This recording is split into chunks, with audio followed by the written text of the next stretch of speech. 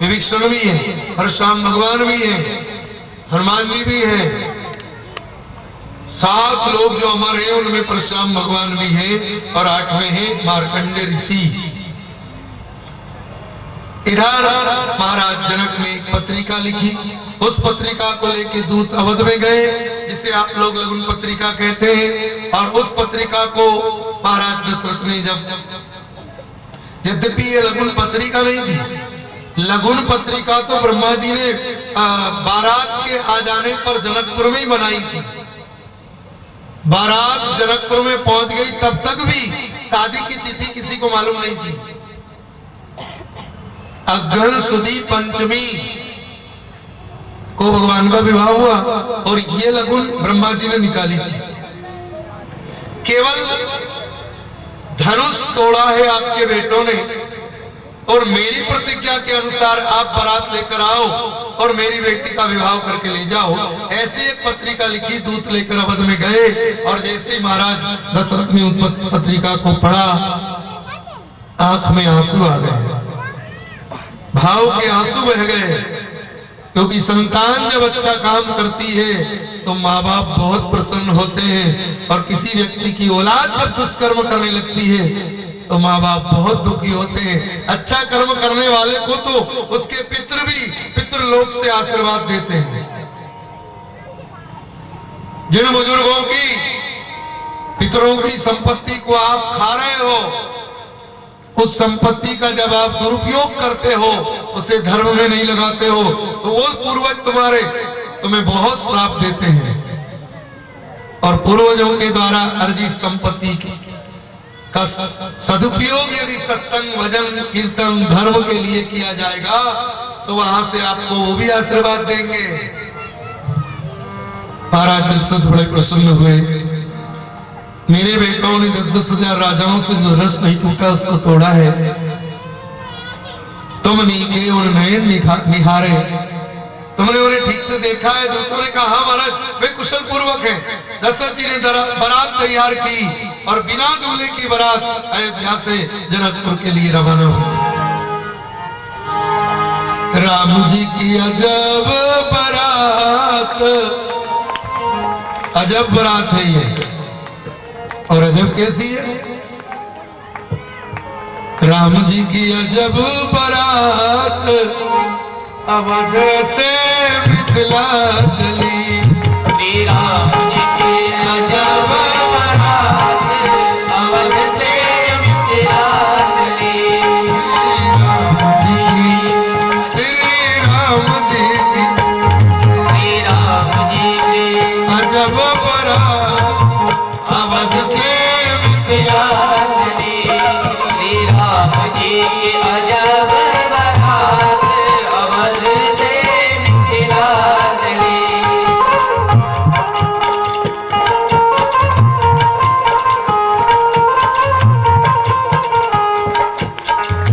इतने बड़ा इतने बाराती आह की तिथि नहीं जात अवध से मिथिला चली। राम जी की अजब बारात अवध से मिथिला चली। राम जी की अजब बारात अवध से मिथिला चली। राम जी की अजब बारात अवध से मिथिला चली।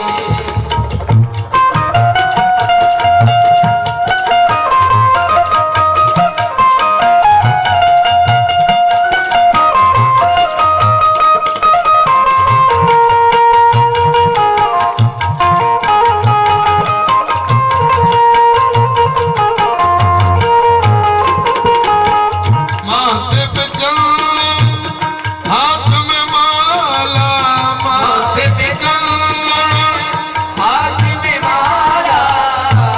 सब दाढ़ी वाले दिखात। बाराती कैसे हैं?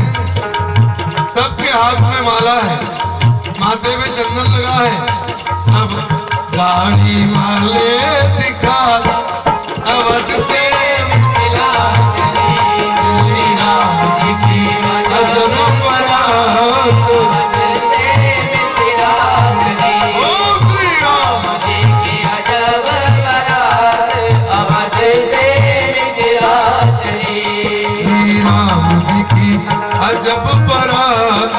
अवध से सब दाढ़ी वाले महात्मा राम राम रट रहे हैं,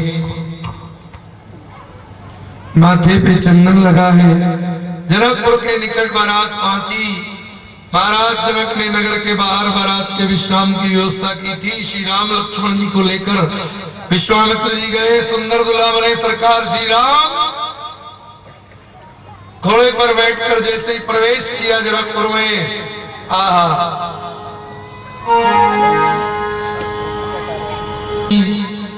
रिश्तेदार सहयोगी, सबसे पहला व्यंग जनकपुर की महिलाओं ने क्या किया, एक जोर से चिल्लाई, अरे इधर आओ री सुनो, ये अयोध्या वालों का अचरज तो देखो। मजाक, क्या अचरज? बोले देखो देखो, एक रथ पे 10 रथ बैठे।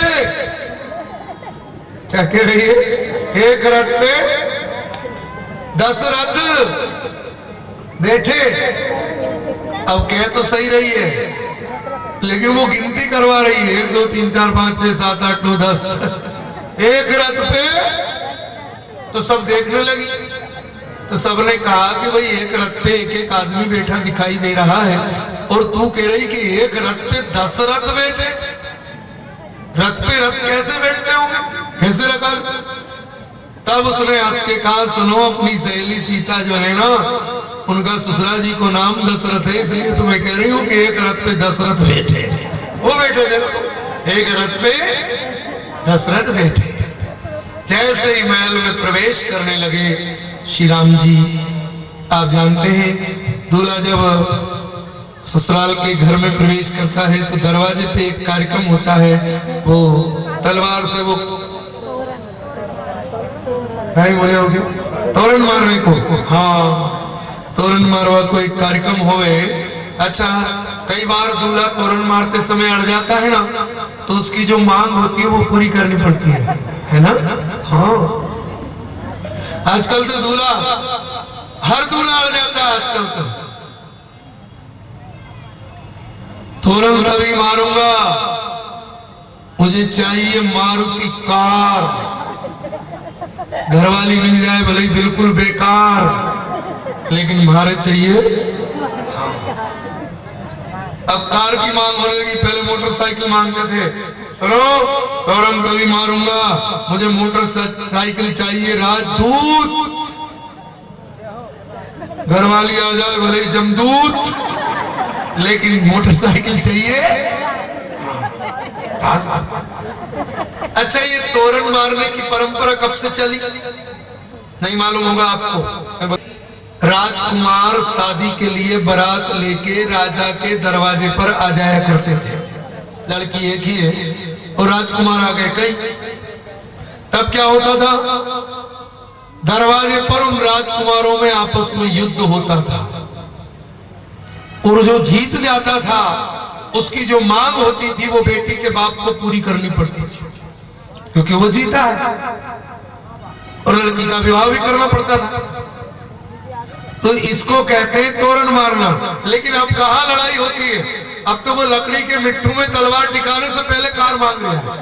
अरे लड़के दिखाया, युद्ध करके दिखाओ, जीत के दिखाओ। नहीं, मिट्टू में तलवार टिकाऊंगा का पहला कार, मोटरसाइकिल। ये परंपरा कब से चली है? राम जी ने तो विश्व विजय का काम किया था। एक राजकुमार को क्या 10-10 हजार राजाओं को हरा के उन्होंने धनुष तोड़ा था, इसलिए वो तो मांगने के अधिकारी थे। इसलिए भगवान श्री राम जी भी दरवाजे पर अड़ गए। लेकिन राम जी ने क्या मांगा होगा? हमारे संत कहते हैं, राजा जनक के द्वार चले गए राम लला। राजा जनक के द्वार चले गए राम लला। राजा जनक के द्वार चले गए राम लला। राजा जनक के द्वार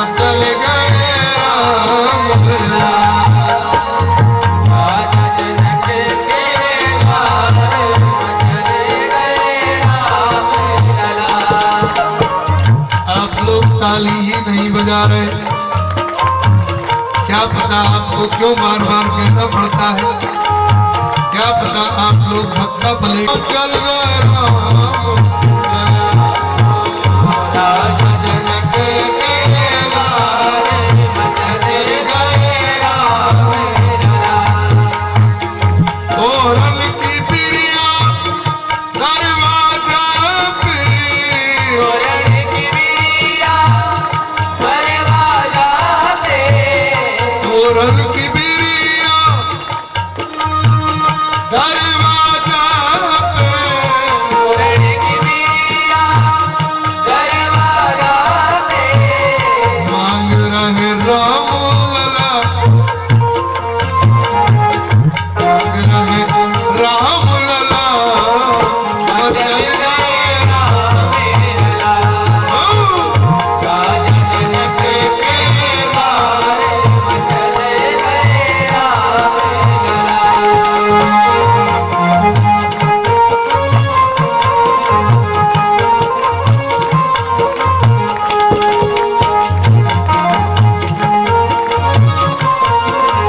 मचल गया राम। नहीं मारूंगा तोरण, बुलाइए ससुर साहब को। खाना भी खा लिया।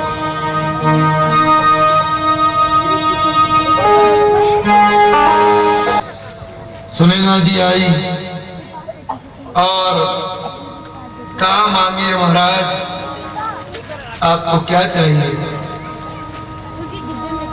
श्री राम जी ने कहा संकल्प करिए ससुर साहब, मांग थोड़ी बड़ी है, विचित्र है। जनक जी ने कहा आपके जैसे दामाद जिन्हें मिले हों उनके लिए संसार की ऐसी कौन सी वस्तु है जो नहीं दे सकते। संकल्प कर लिया जनक जी ने, और हमारे राम जी ने क्या मांगा? जन में एक संग सब भाई,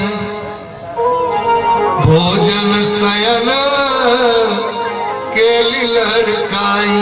ससुर साहब हम चारों भाई एक साथ जन्मे, एक साथ खेले, एक साथ पड़े हुए, आज मुझे अकेले का तो विवाह हो रहा है, क्या मेरे 3 भाई कुंवारे रहेंगे? मैं तोरण के समय आपसे मांगना चाहता हूं कि आपकी बेटी उर्मिला और आपके छोटे भाई महाराज कुशध्वज जनक की बेटी मांडवी और श्रुति कीर्ति, इन तीनों बेटियों का विवाह भी आपको मेरे तीनों भाइयों के साथ करना पड़ेगा, तभी तोरण मारूंगा। नहीं तो हमको भी शादी नहीं करनी। ये है भ्रातृत्व तो प्रेम मेरे राम जी का। राम जी जानते हैं कि मेरे यहाँ रिश्तेदारी कोई करेगा नहीं। आज यदि मेरे भाई कुंवारे रह गए, पिताजी का सामाजिक बहिष्कार है, कौन रिश्तेदारी करेगा? और लड़कियां चाहिए 4 प्रवेश किया 4 दुल्हा एक ही मंडप में। कुल पुरोहित है वशिष्ठ जी अयोध्या की ओर से और जनकपुर की ओर से महाराज गौतम अहिल्या के पुत्र सदानंद जी। कुल पुरोहित जोरी गई गांठ पटपीत चूनरी के साथ, देखत ही मन मोहे जड़ित जड़ावरी, बैदन की साके परिभागे मुनि लोक रीत, ऐते में अनूप एक बनत बनावरी, बिल्दु कवि आनंद सिया को देख दूलाजू, ठाम ही खड़े रहे आगे बढ़ो नहीं पावरी, और भूल गई मानक खम्ब कलश श्री किशोरी जू, तो सामने शरीर की ही देने लगी भावरी। दृश्य क्या उपस्थित हुआ?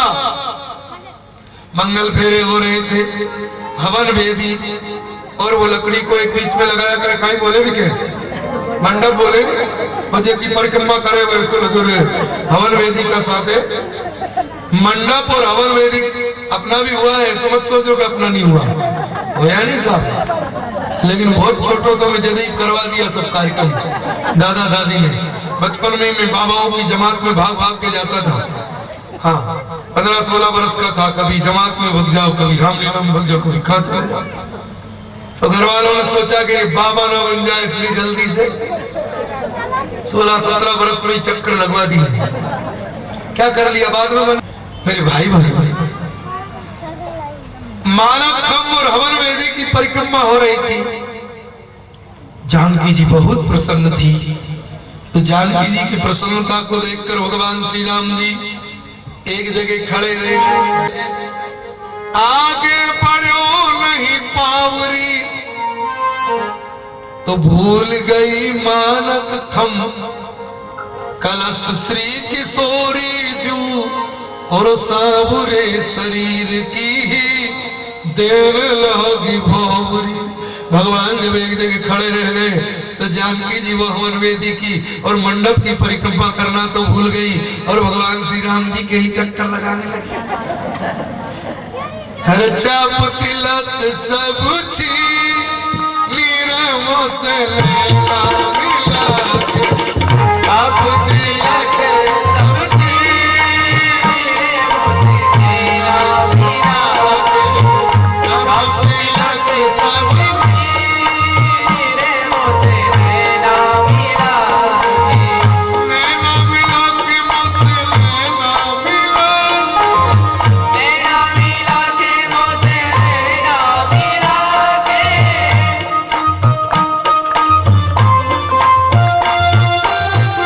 लेना मिलो कि मुझसे लेना मिला के मतवारी कर दी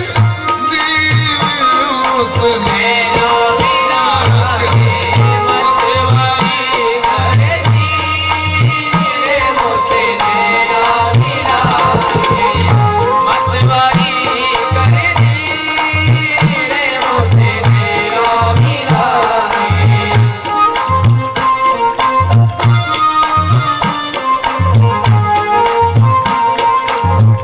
बनिहारी जाऊं मैं अपने सदगुरु पे, बनिहारी जाऊं मैं, अपने सद्गुरु पे बनिहारी जाऊं मैं खुसरो निजाम पे, मोहे सुहागन की नैना मिला के मोहे सुहागन की, तेरे मुझसे नैना मिला के सुहागन की मुझसे नैना मिला के, चाप तिलक सब चीर मुझसे लेना मिला के, अब तिलक सब तेरे मुझसे नैना मिला के, चीर मुझसे नैना मिला भूल गई मानक खम्भ कलश श्री किशोरी जू और साबुरे शरीर की ही देने लगी भावरी। और मुझे ऐसा लगता है कि जब से श्री जानकी जी ने परिक्रमा करके भगवान श्री राम जी को पति रूप में स्वीकार किया है, अब लोग कभी से भगवान के मंदिर में जाके उनकी परिक्रमा करने लगे। और परिक्रमा का यही अर्थ है कि ये भगवान हम आपकी परिक्रमा कर रहे हैं जानकी जी की तरह। तो जैसे जानकी जी ने परिक्रमा की तो आपने उनको स्वीकार कर लिया। हम सब संसार की जीवात्माएं भी तो आप परमात्मा की पत्नियां ही हैं। इन जीवात्माओं का सच्चा पति तो एक परमात्मा ही है।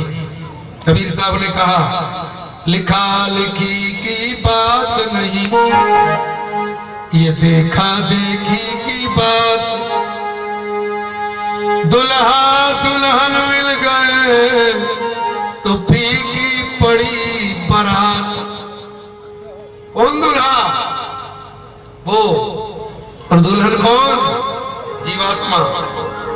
दुल्हा दुल्हन मिल गए फीकी पड़ी अमवा की डार। जीवात्मा कोयल, संसार आम की डाल। और जब ये कोयल जाती है तो बाग लगाए, बगीचा लगाए और लगाए केला। पिंजड़ा में से हंस निकल गयो, पड़ा रहा ये मेला। कोयलिया बोली रे अमवा की डार, अपनों को नहीं है। 3 दिना तक तिरिया रोवे, 13 दिना तक भाई जन्म जन्म तक माता रोवे, कर गए आस पराई कोयलिया, बोली रे अमुआ की डार अपनों को नहीं रे। और जब कोयल निकल जाएगी शरीर से तब क्या होगा? 5-50 जुड़ेंगे बराती, ले चल होए। कहत कबीर सुनो भाई साधु, ये गति सबकी होए। कोयलिया बोली रे अमुआ की डार अपनों को नहीं रे। कबीर साहब ने ये विदाई लिखी तो कबीर की बेटी ने क्या लिख दिया? कबीर साहब की बेटी, एक बेटा और बेटी दोनों ही थे। बेटे का नाम था कमाल, कमाल बेटा, और बेटी का नाम था कमाली। तो कमाली ने उठाई कलम और पिता ने जब विदाई को ऐसे लिखा तो बेटी ने क्या लिख दिया? हर मोरे सैया निकस गए, मैं ना लड़ी थी मोरे सैया। कौन सैया? ये जो आंख से दिखा रहा है, जो कान से सुना रहा है, जीभ से जो स्वाद दिला रहा है, इन कर्म इंद्रियों से जो स्पर्श आदि का अनुभूति करा रहा है, वो अंदर बैठा है कोई, उसको कमाली कहती। मुरसैया निकस गए, मैं ना लड़ी थी, और कैसे निकल गए? रंग महल के 10 दरवाजे। इस रंग महल में दरवाजे कितने हैं गिन लेना। 9 तो दिखाई देते हैं, एक बंद है, किसी गुरु की कृपा से ये खुल जाता है। 10वां द्वार ब्रह्मरंध्र जिसे कहते हैं, किसी किसी का खुलता है। ये 9 तो दिखते हैं, ये दो ये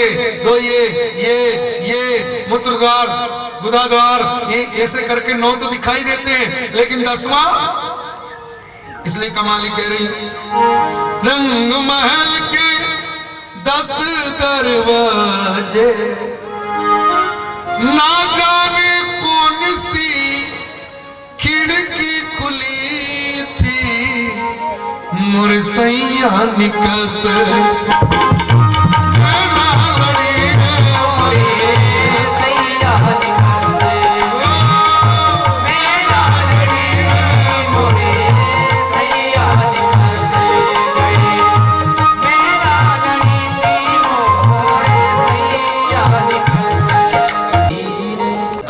मोहल्ले में मिल जाएगा। यहाँ की बात नहीं है, छबड़ा में तो यहाँ नहीं है। नहीं यहाँ नहीं हो सकती। मैं दूसरी जगह की बात कर रहा था, सॉरी। श्री राम जय राम। मोहल्ले में इसकी बुराई उधर करे, उसकी निंदा उधर करे, पति को पत्नी से झगड़वा दे, पत्नी को पति से झगड़वा दे, किसी की शादी लग रही हो तो रिश्तेदारी बिगड़वा दे, उसका नाम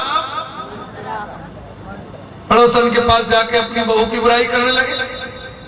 क्या बताऊं, जब से ये आई है बहू, ऐसा कर दिया वैसा कर दिया, और वो पड़ोसन में इतनी बढ़िया। हाँ भाभी जी और सुनाओ, वो चाय बनाओ, बैठा ना अपन 2 जनी और सुनाओ, तो चाय पिला पिला के बुराई सुनो। लोगों की बुराई सुनने के लिए चाय और पिला और बुराई सुनो। एक बात बताओ माताओं, कोई तुम्हारी पड़ोसन उसके घर का कूड़ा कचरा झाड़े और उसको रख के तुम्हारे दरवाजे पे लाके पटक दे। कोई तुम्हारी पड़ोसन घर का कूड़ा कचरा इकट्ठा करे और तुम्हारे घर के दरवाजे पे लाके पटक दे। एक बात बताओ आप छबड़ा की माताएं, आप उससे क्या कहोगी? बोलो ना। नहीं लो, पीछे से आवाज आई कि महाराज कोई डाल के तो देखे। कहेंगे क्या? पहले कोई डाले तो बताएंगे, है ना? तो कोई तुम्हारे दरवाजे पर कचरा डाल दे तो तुम उसकी फिर खबर ले लोगे। तुम्हारी पड़ोसन जमाने भर की निंदा बुराई का कचरा आके तुम्हारे कान में डालती है तो तुम बड़े प्यार से डलवाती हो। और सुनाओ भाभी जी, और सुनाओ, चाय भी पियो, और सुनाओ। तो क्या वो कचरा नहीं है? जमाने भर की निंदा बुराई तुम सुन रही हो, क्या वो कचरा नहीं है? श्री राम है राम। उस जमाने में तो एक ही मंत्रा थी बाप, अब तो हर मोहल्ले में मंत्राएं घूम रही है। क्या होगा इस देश का मेरे राम जी जाने।